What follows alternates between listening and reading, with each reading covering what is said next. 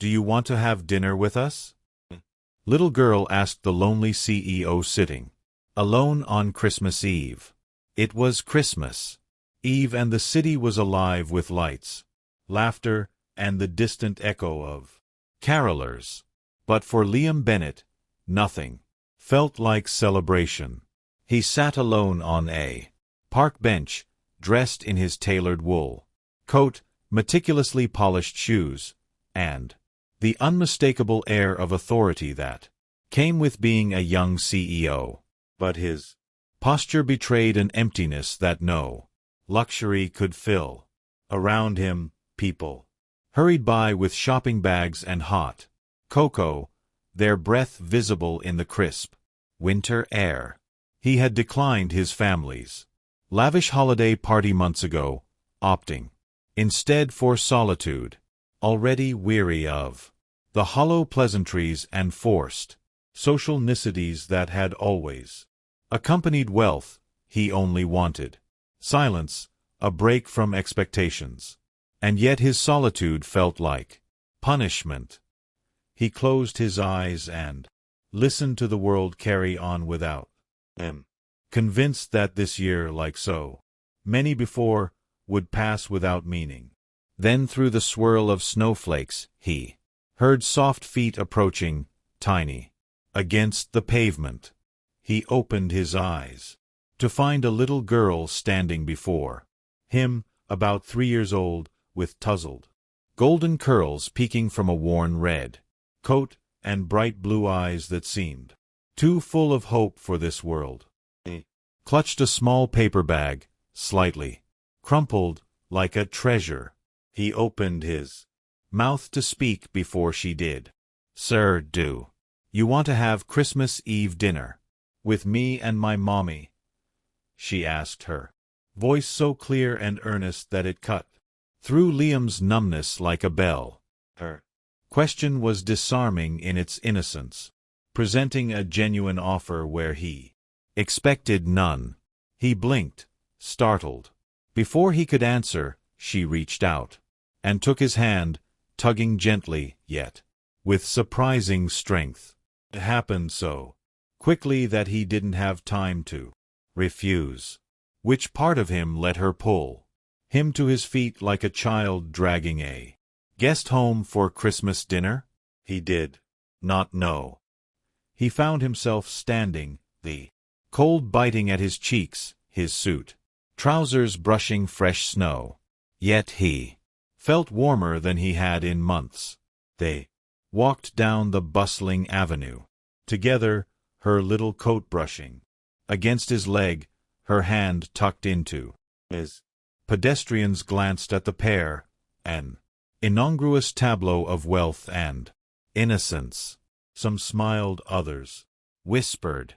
But as they passed the glow of holiday store windows and manicured trees, Liam's world shifted. He realized that this small act, a child offering company to a lonely man, felt more like a gift than any he had ever received. They turned onto a side street, the kind lined with small apartment buildings and warm yellow lights and curtained windows. It looked nothing like the grand mansions Liam was used to, but somehow it felt more like home in that moment than anything else ever had. He glanced down to say something, to remind the girl she was a stranger with a stranger, but she simply smiled up at him and squeezed his hand again as if confirming the adventure they were on. Time slowed. The city's noise faded. Behind them, the snow-covered street seemed silent except for their footsteps. The little girl stopped in front of a modest building whose brick facade was decorated with a single wreath and a string of twinkling lights. She jumped forward. "Right here, sir. This is where we live." The door opened before she could knock, and a woman with weary blue eyes and golden hair in a loose braid stood framed by soft light, holding a small suitcase of groceries. She looked at Liam for a heartbeat. surprise, caution, gratitude, all in an instant. "Emma," the girl said proudly, "this is the man who's coming to eat Christmas dinner with us." Emma looked at Liam and said nothing at first, but her eyes softened and she stepped aside. "Come in," she said quietly and held the door open for him. Liam hesitated, then followed, closing the door behind. Inside, the apartment smelled of roast chicken and warm bread. A small table was set with mismatched dishes, and a single candle flickered in the center. The low light cast cozy shadows across walls adorned with Sophie's crayon drawings. The little girl ran to the table, climbed into a chair, and patted the seat across from her, looking up at Liam with serious eyes, his breath. He sank into the chair, hands resting on his knees, unsure what to say, but aware he could not look away.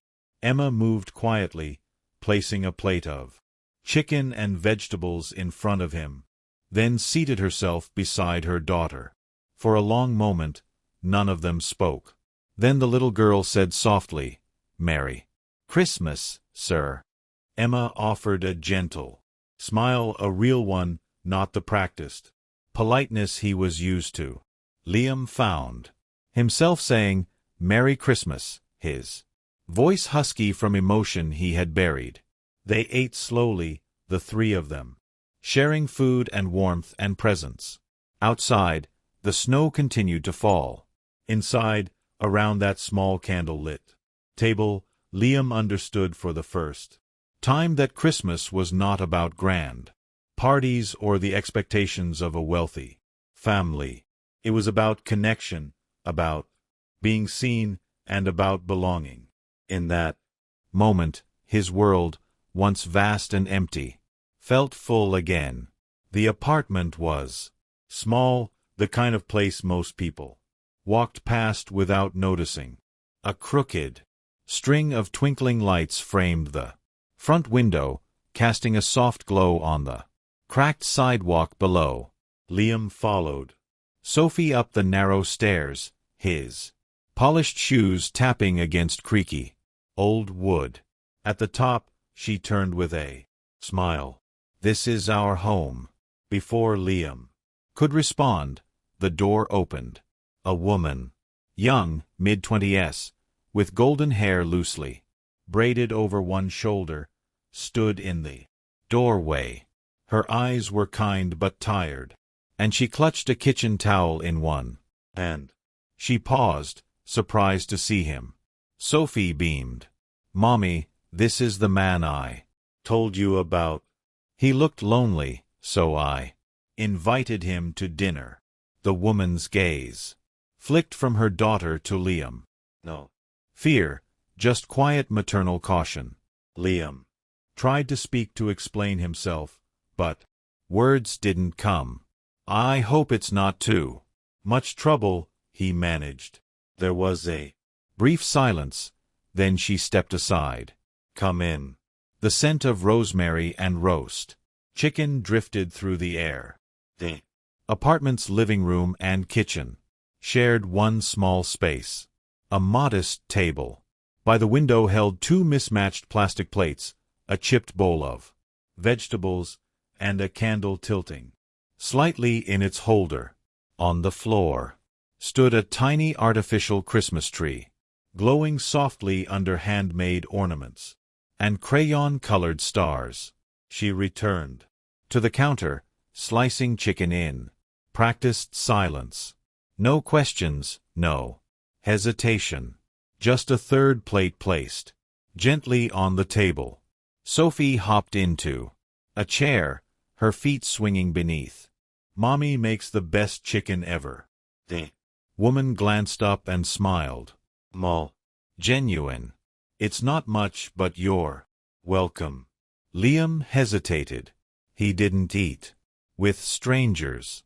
He didn't accept casual kindness. But something in her voice, soft, unguarded, made refusal impossible. He sat. She served him. Quietly. The food was plain but warm. Real, and somehow it filled something. Deeper than hunger. They ate in near silence, broken only by Sophie's giggles. And stories about her imaginary snowman. Friend, Sir Sprinkle. Liam found himself smiling, his shoulders relaxing. For once, he wasn't calculating or defending. Or proving. Anna, he would later learn.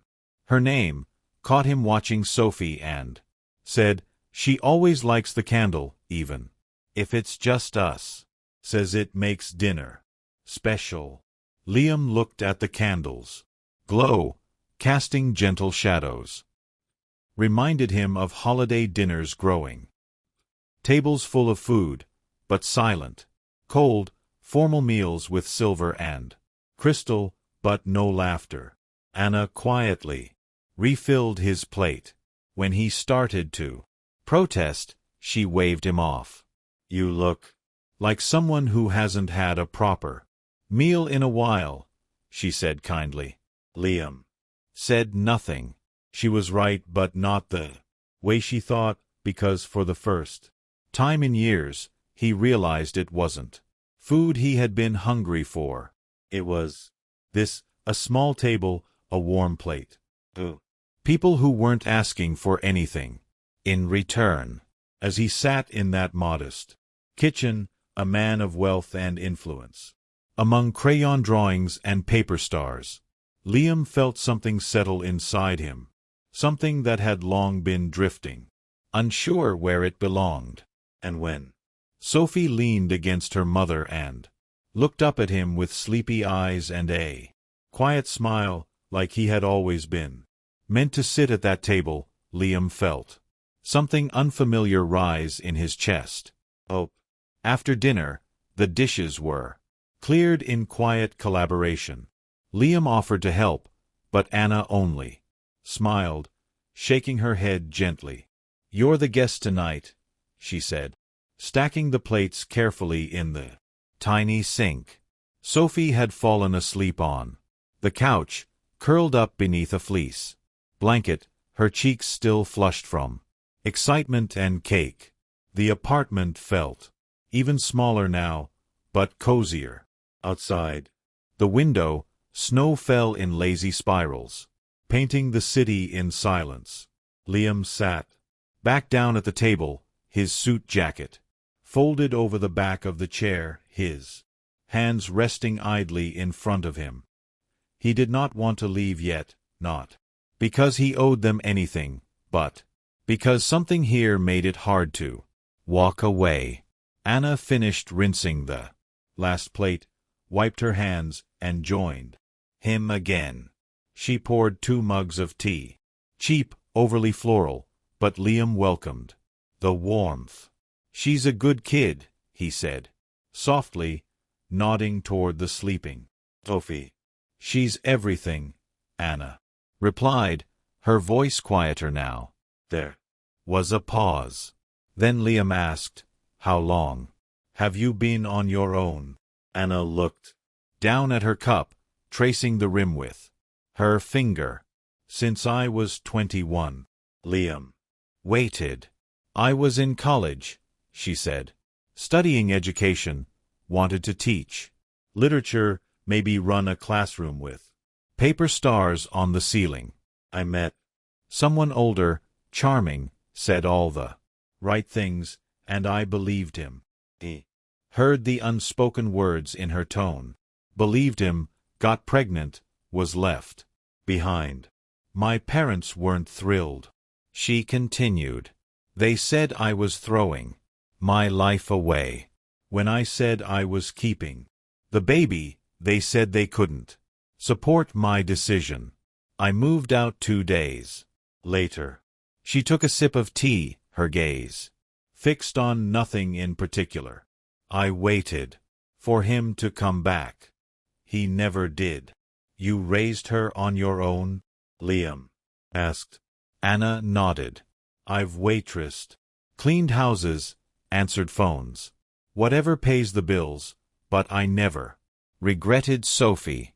There was no bitterness in her voice, no anger, just tired honesty and the resilience of someone who had no choice but to keep going. Liam stared at her, quiet. Her story was nothing like his, yet somehow it resonated. "You ever get angry?" he asked, surprising himself with the softness in his voice. "At life, at them, at his gaze. Of course, but I learned something early. Anger eats more than it feeds. It doesn't fix what's broken." Then, with the faintest smile, "There's no point blaming the weather. You just find a better coat." He let out a breath. That was almost a laugh. Then he said, "My family's rich, like private jets, gala dinners, legacy neon buildings. Rich, but my mother hasn't hugged me since I was 10. My father sees me as a failure because I didn't take over his empire. I started my own company when I was 18 and didn't speak to them for 3 years." Anna didn't respond immediately. She listened, really listened. And when he finished, she reached across the table and gently placed her hand over his. "Maybe they love you," she said. "They just never learned how to show it." Liam's eyes searched hers. There was no pity in them, only warmth and a quiet kind of understanding that unraveled something deep inside him. He nodded once. 4 years he had hidden that wound beneath layers of success and control. And now here it was, seen and soothed, not with solutions, but with compassion. In a tiny kitchen lit by the last flickers of a candle, Liam felt the world shift again, not in grand gestures, but in a woman's calm voice, a cup of tea, and a hand that said, "You are not alone." And somehow that was enough. The days that followed were quieter, slower, and strangely warm. Despite the biting winter air, Liam began stopping by more often, not out of obligation, and certainly not out of curiosity anymore.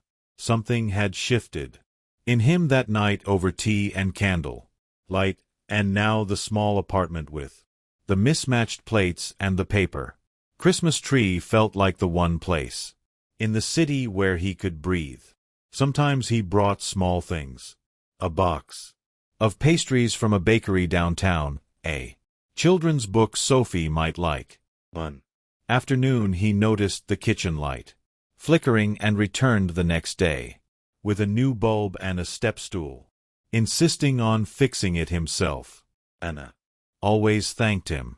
He always waved it off. "I'm not doing this to be polite," he said once after helping her carry a box of laundry up the stairs. "I'm doing this because I want to." Anna smiled, her eyes softening. Their conversations grew longer, easier. Sometimes they'd talk while Sophie played nearby, building towers out of cereal boxes or drawing Liam in crayon with a comically large nose. Other times, Liam would help Sophie with her puzzles while Anna prepared dinner, and the three of them would eat together like it had always been that way. One late afternoon, snow began to fall heavily. Liam called to say he would stop by just to bring a few things he thought Sophie might like. He arrived at their door with a small paper bag and a familiar glint in his eyes. Anna opened the door surprised. "Going to catch a cold walking around in this weather?" Liam smiled. "Worth it." He stepped inside, pulled something carefully wrapped in tissue paper from the bag, and handed it to her. "What's this?" she asked, unwrapping the soft fabric slowly. It was a scarf, a cream-colored knit with delicate stitching. Thick, warm, elegant, and clearly hand-chosen. She froze. This looks like... She trailed off. Liam nodded. You mentioned it once when you were folding clothes. Said you lost one just like it. On the subway a few years ago. You looked sad for a second, then laughed. And said it was silly to miss a scarf. Anna stared at the scarf, then at him. Her throat tightened. You remembered that. He didn't look away. I don't remember much these days. Most people talk and I forget what they said too. Minutes later. But I remembered that. He stepped closer, his voice softer now. You're the first person I've wanted to remember. Anna blinked quickly, her hands tightening slightly around the scarf. She opened her mouth to say something, but no words came. She only nodded slowly, like trying to keep everything inside from spilling out. Was not a grand declaration, not a dramatic scene, just a man standing in a small hallway offering something quietly. Precious, a scarf, a memory, a message. Unspoken but deeply heard. After that, the rhythm of their little triangle became more natural. Liam would visit. After work, sometimes with food. Sometimes just to read with Sophie. Once, he showed up with ingredients and insisted on cooking. His pasta sauce was mediocre at best, but Sophie clapped, like he was a magician. Anna sat at the table, watching him fumble in the kitchen with an expression halfway between amusement and something much softer. She never said she was falling for him. He never said it either. But it was in the way she looked up every time. The door opened, already expecting him. The way he lingered longer each visit, never in a rush to return to his high-rise. The way Sophie called him our Liam when talking to her stuffed animals. And then there was the scarf, folded neatly beside the door, worn every time she left the house. A small detail, a silent signal. They were becoming something together, not through grand gestures or sweeping romance, but through small, quiet choices. The scarf, the fixed light bulb, the extra plate at the table. Love in its truest form was arriving gently and staying. 3 days had passed since Christmas, but the seasons still lingered. Some apartment windows still glowed with lights, and a few storefronts hadn't yet swapped their displays for New Year's banners. In a modest apartment on the 4th floor, the little plastic tree continued to blink in the corner, stubbornly holding on to what was left of the holiday. That evening, after a quiet dinner, Sophie fell asleep on the couch beside her mother, her arms curled around a stuffed snowman. Anna and Liam remained at the kitchen table, a candle flickering between them, its light casting long shadows on the chipped wood. Anna traced the rim of her mug in silence. Then, almost to herself, she said, "Christmas never really felt like it was mine." Liam looked up, listening. "When I was a kid, we didn't have much. No tree, just a string of half-lit lights taped to the window. My mom would cut out a picture of a Christmas tree from a magazine and tape it to the wall. One year, we wrapped tinsel around a broom and called it our Christmas stick." She gave a small laugh. I tried to believe it was enough. She looked over at Sophie, sleeping, her voice quieter. "After I got pregnant, I spent her first Christmas alone, just the two of us in a rented room with no heat. I held her all night trying to hum carols and pretend it was magical. Didn't have money for a single gift." Liam's chest tightened. "I've done what I can," she said. "Each year I make it a little better. Found that little tree at a thrift store. It's missing a leg, so I tape it to the wall. Sophie doesn't know. Her, it's enough. She paused. But I know what's missing. Liam glanced toward the plastic tree blinking faithfully in the corner. Paper ornaments, crayon, drawings, bent star at the top. It was full of love, but it wasn't whole. He's never had a real one, he asked. Anna shook her head. Not once. That night, after Anna had dozed off beside her daughter, Liam slipped out into the no. The next morning, as always, Sophie was the first to wake. She padded toward the door, eager to see if any more snow had fallen, and then her delighted scream. Mommy, come quick, Mommy. Anna rushed out, startled, only to freeze at the door. There, just outside, stood a small pine tree, fresh, dusted with snow, its branches wrapped in white lights and dotted with silver bells. A red scarf had been tied around its base like a blanket. At the top, a handmade gold paper star leaned slightly to the side.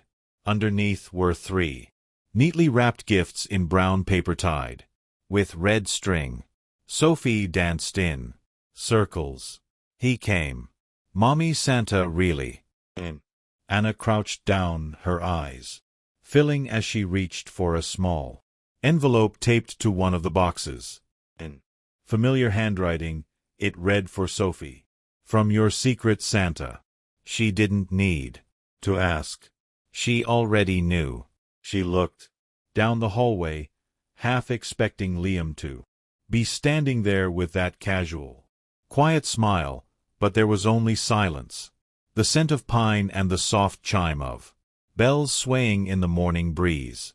Anna touched the tree, fingers gently brushing its cold green needles.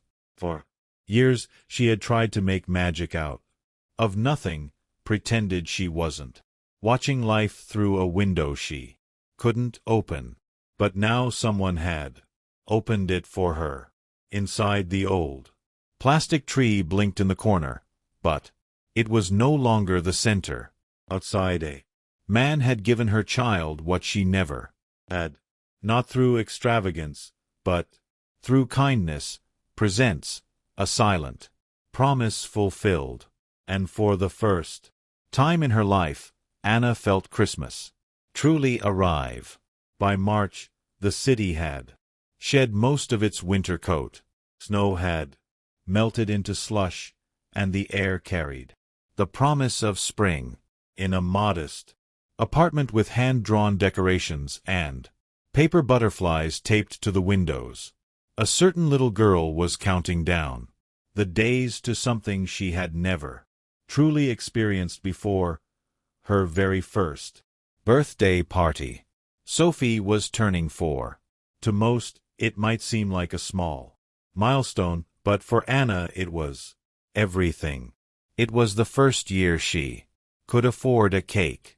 The first year Sophie had made friends at the neighborhood daycare. The first year her daughter would get to wear a princess dress, not borrowed, but chosen. And for Sophie, the biggest excitement of all was one name she kept repeating with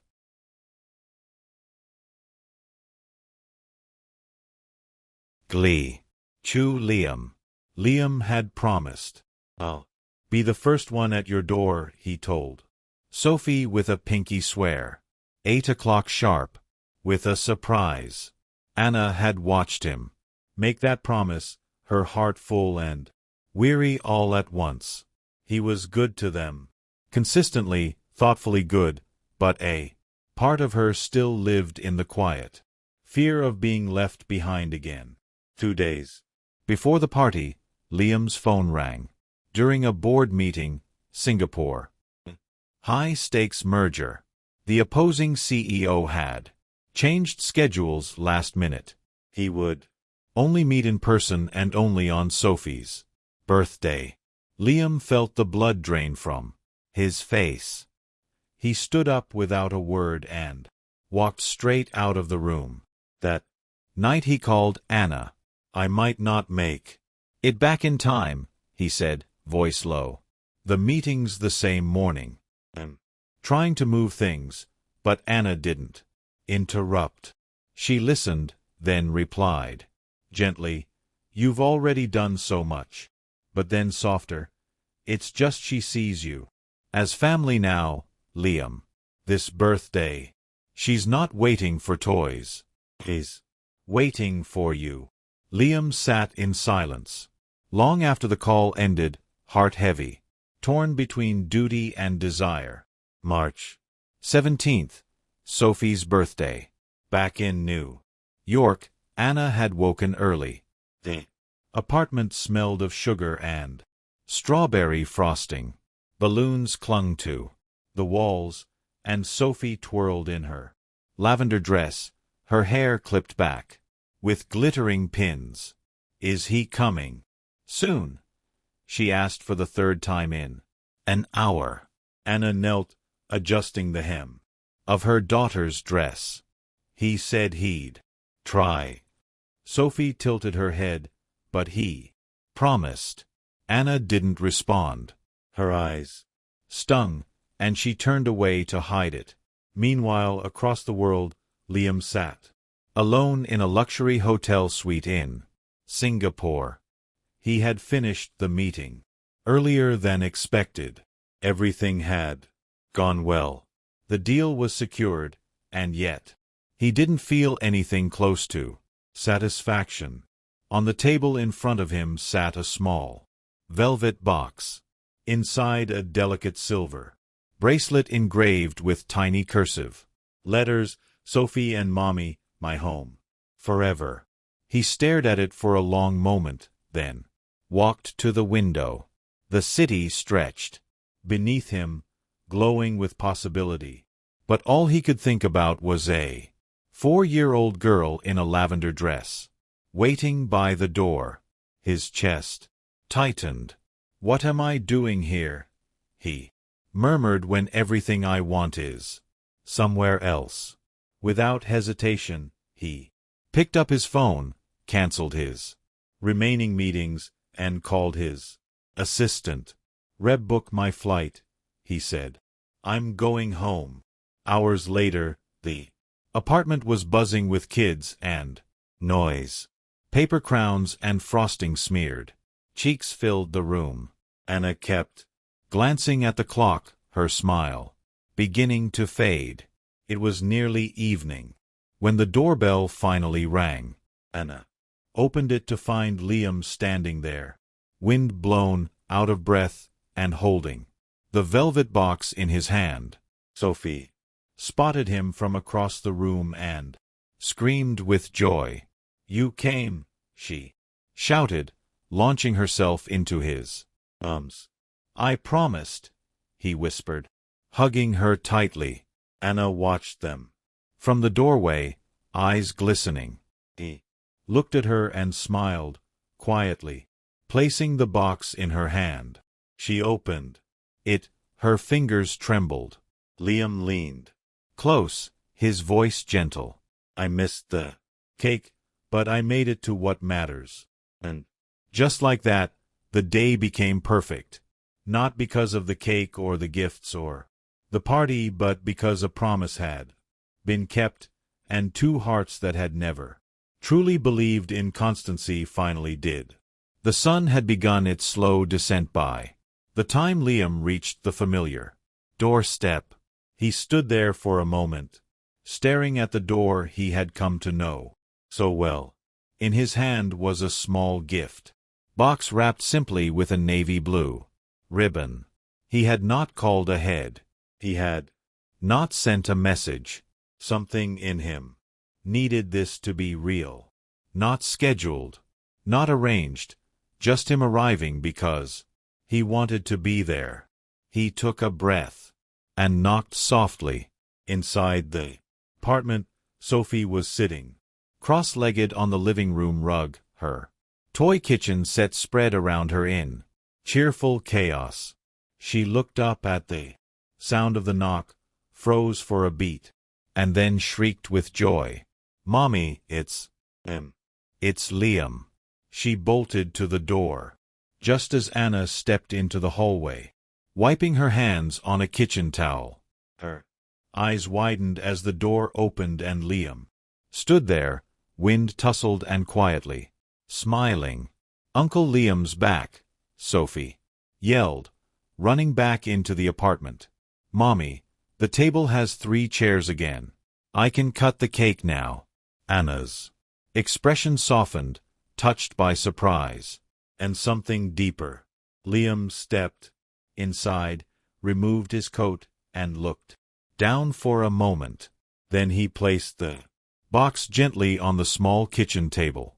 "I'm sorry," he said, his voice low but steady, "for nearly missing it, for not always knowing where I belong." He looked up and met her eyes. "But if there's still space here, I'd like to sit at this table again and not miss another birthday." Anna didn't speak right away. The room was filled with the hum of the heater, the soft clink of Sophie's plastic teacups, the scent of leftover frosting lingered in the air. Then, quietly, Anna stepped forward. Her eyes glistened, but she smiled. Soft, sure, steady.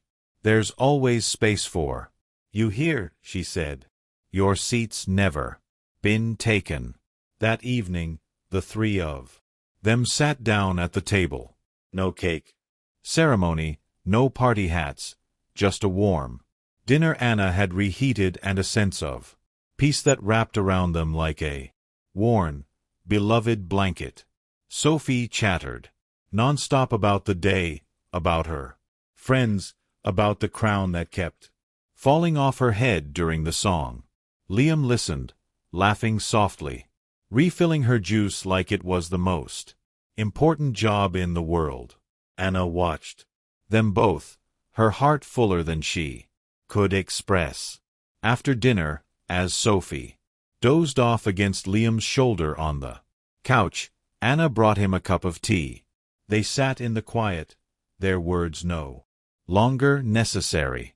Liam looked at the little girl nestled against him, then at Anna, who was watching her daughter with a calm, contented gaze.